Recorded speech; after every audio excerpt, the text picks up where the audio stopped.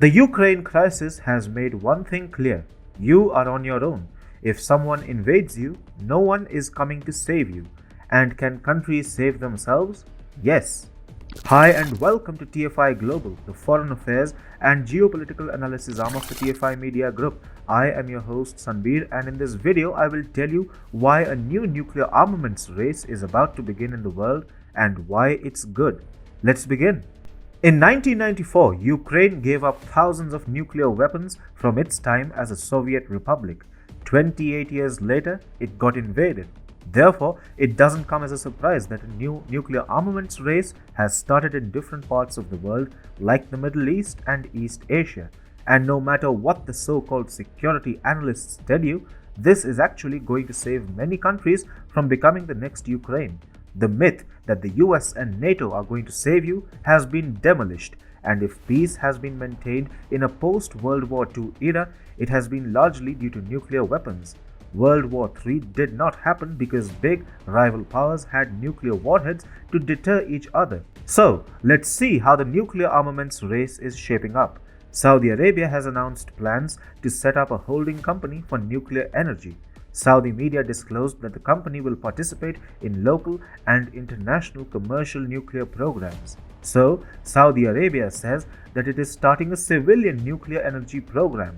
This is how all countries start their nuclear program.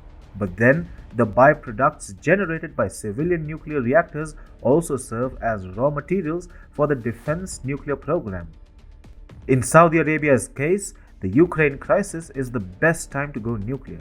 US President Joe Biden is going soft on Saudi Crown Prince Mohammed bin Salman because the Ukraine crisis has led to a surge in crude oil prices and Biden needs Arab oil. So, Riyadh can capitalize on Biden's compulsion and kickstart its nuclear program. Saudi Arabia has already taken China's help to expand its nuclear program. And what the oil-rich kingdom actually wants is deterrence against its religious rival, Iran. US officials believe that Iran could have enough fissile material to make a nuclear bomb within weeks if it wants to. And who will face the biggest threat from the Iranian nuclear bomb after Israel? Saudi Arabia, obviously. A nuclear deal between Tehran and Biden isn't going to be useful either. So, Saudi Arabia may want to deter Iran by making its own nuclear weapons. We see a clear nuclear race shaping up here. Despite their uncordial relationship, Tokyo and Seoul face common threats: the nuclear warheads in North Korea and China. So, as soon as the Ukraine crisis started, a nuclear debate picked up in both these East Asian democracies. Former Japanese Prime Minister Shinzo Abe called for a debate over nuclear arms. He referred to the concept of nuclear sharing, in which a nuclear state allows its non-nuclear allies to share warheads and also participate in the decision-making process. Abe said, while Japan has 3 non-nuclear principles, holding discussions on the reality about how the world's safety has been protected should not be considered to be a taboo. Japan is the only country to have faced the wrath of nuclear weapons in human history, and therefore it imbibed 3 non-nuclear principles: not possessing, producing, or allowing nuclear weapons on its territory. But now it seems to be changing its mind. A similar debate is shaping up in South Korea too.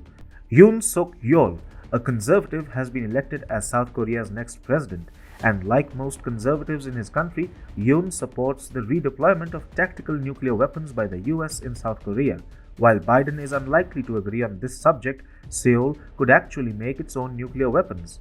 Australia signed the AUKUS Pact with the United Kingdom and the United States last year. Australian Navy is all set to become one of the few naval forces that operate nuclear submarines.